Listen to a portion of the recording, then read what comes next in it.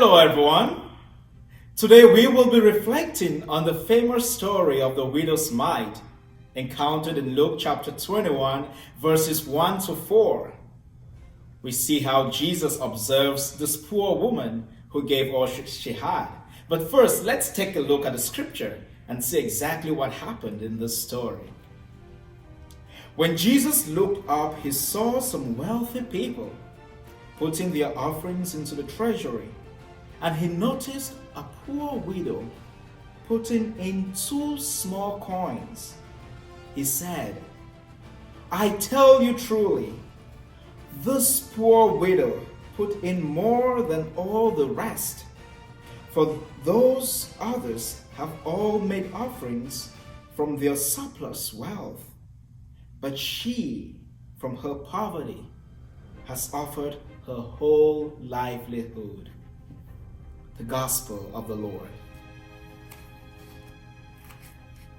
I heard this story several times. I heard this gospel being preached. I read it myself. I heard it in Sunday school. I heard it in elementary school. I heard it in religious education class. I have heard this story several times, and I'm sure you too have heard it. And probably you've had people maybe in regular conversations refer to this passage, about the widow's mite. Actually, it's a story that I once heard of this woman who opened her wallet and there were tons of bills inside, paper money. And she also had some coins. And she took out the coins and gave it to a charity donation and said, "Well, here is my widow's mite." No, that wasn't your widow's mite. Your widow's mite would have been everything in that wallet. But you see, if this story about the widow's mite is always taken literally, trust me, we would have gone a long way to alleviate the poverty in the world. But we still have a lot of poverty in our world, a lot of people suffering, people having nothing to eat. So, I will hope that perhaps some of the wealthy individuals in our world, just think of it, the 10 most wealthy people in the world were to give all they have to assist the poor. I'm sure we wouldn't have to talk about poverty or suffering. But unfortunately, that's not really happening, right? So obviously, I encourage that we should take this gospel literally in the sense of donating monetary offerings to those who are in need. But also, let's take another perspective of this gospel.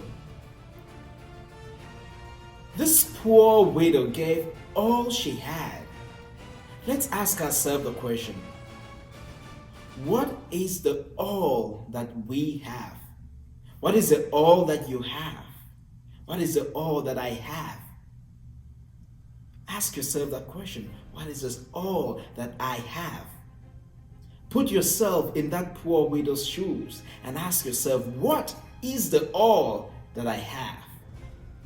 The all that you have might be your gift as a medical doctor, your gift as the CEO of a company, your gift as a nurse, your gift as a personal business owner, your gift as a preacher.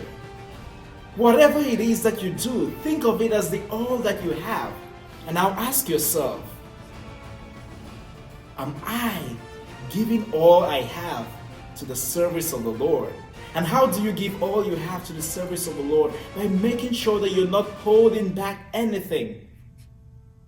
That if you are a teacher, you are giving in your best to instruct those that you are teaching, all your students, that you bring them up in a manner that is proper and respectful of the commandments of the Lord.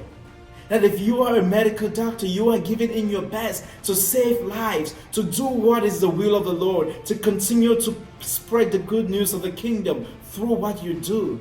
That you're not holding back anything. That you're not doing anything in your own capacity to prevent the continuation of the proclamation of the good news of the kingdom. That is how we are called to give all we have.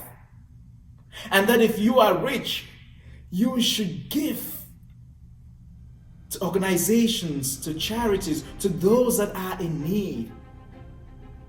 This is how we are called upon to participate in giving our own widow's mite. It is not just being partial in using our talents, in using our gifts, but it is using it to the fullest, no matter how small it is. Christ is inviting us to use it all for the greater glory of His name. For all that we have is a gift. It is not ours to give.